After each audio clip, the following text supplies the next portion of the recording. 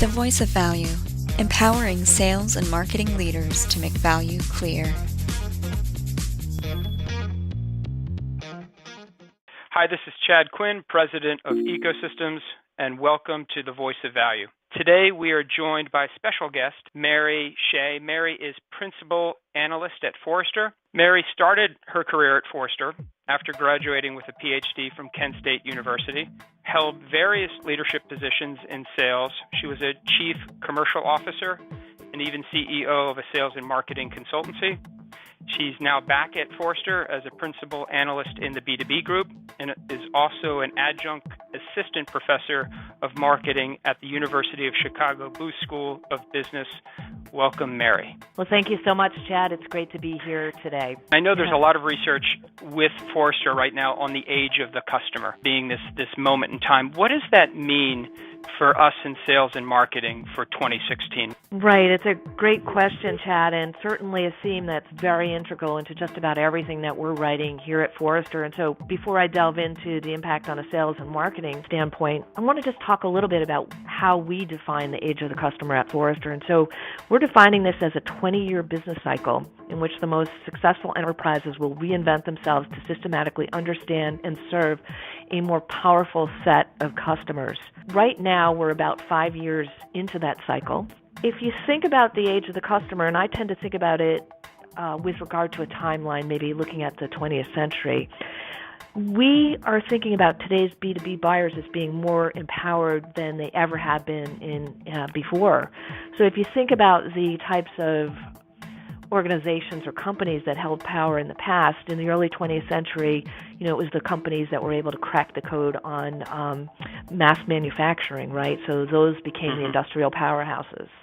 And then in the mid-century, when global commercial travel became available, it was those companies that could really figure out these complex distribution channels like Walmart or P&G, for example. And then towards the latter part of the century, you think about the connected PC and the information age and those companies of having a lot of power. Well, today, if you think about the online and mobile channels, customers are really empowered with information. They can get access to competitive information, they have access to pricing information, and they're bringing into the business environment all the things that they do in their personal life, the way they interact with the big brands, going onto websites like an Amazon or a BMW or a Nike.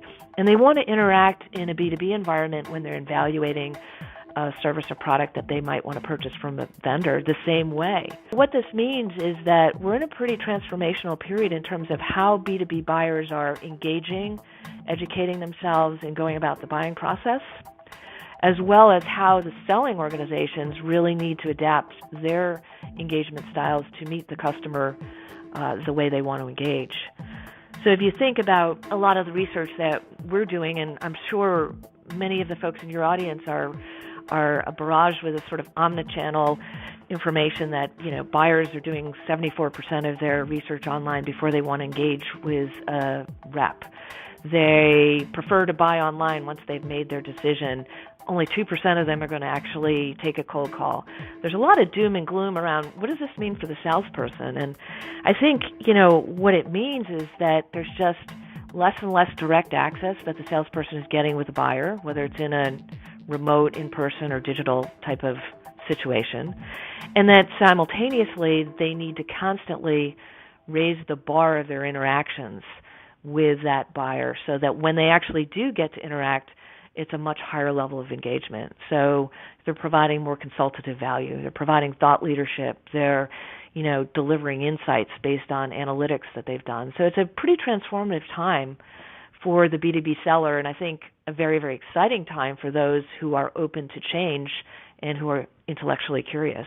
I love these themes of the age of the customer and being customer obsessed. But if everyone's moving or skating to that puck, so to speak, how do you differentiate? What I see is that the biggest challenges are, not only with the clients that we work with, but the firms that we see, is that the ability to execute flawlessly. So I think the companies that are able to really move their sales organizations away from leading with sort of this product centricity that we've seen in the past. And, as we do research again and again, we see that executives, very senior executives, are pretty uninspired by the types of engagements that they're getting with sales folks, saying they lead with product, they don't understand or have empathy for my role, they can't add value as part of the conversation. And I think a lot of salespeople tend to default to this comfort around, let me position and present my product, or maybe I'll talk a little bit about the industry. And so I think the real differentiation will come with the organizations that figure out how to really, really train and develop their sales organizations. So of course, they need to have an understanding of the product and services that they sell, but to be able to engage in a way that's really thought-provoking, tells the buyer something new that they didn't know before, and to become more of that consultant and trusted partner. It's easy to understand the concept, I found, less easy to really execute in a flawless way. And that's where the difference will come. Yeah, I love it. And you're so right. Execution becomes the differentiator. In that spirit, if I'm a sales and marketing leader listening to the Voice of Value, what would be Mary's advice to me of something I can do in the next 2 weeks to bring some of these principles that we've talked about back into my company, back into my teams, back into my sales cycles? Yeah, I think there's a number of different things that you could do. One is partner up with your marketers and really do a quick analysis on what your demand gen looks like and what your inbound and outbound marketing looks like. How effective are you? How effective is the team? Are you getting more leads than you can handle? Are there areas where you could potentially amp up results in the pipeline by, inking some sort of a deal with a provider, whether it's a hard to get to market, whether it's a new product you're launching, or even you want to sell event seats. Is there a problem that you could solve or an opportunity that's being untapped where you can get more revenue? The next thing I might do is really just do a quick assessment of my sales team. Where do they sit with regard to some of these new skills and characteristics that they're going to need to have today as well as tomorrow? And Forrester has an assessment tool that we can license to clients or do workshops with and help them really understand where the sales force sits and what type of clients and prospects they have and how to best match the team with the market. I think also just take a very, very quick look at the technologies you're using.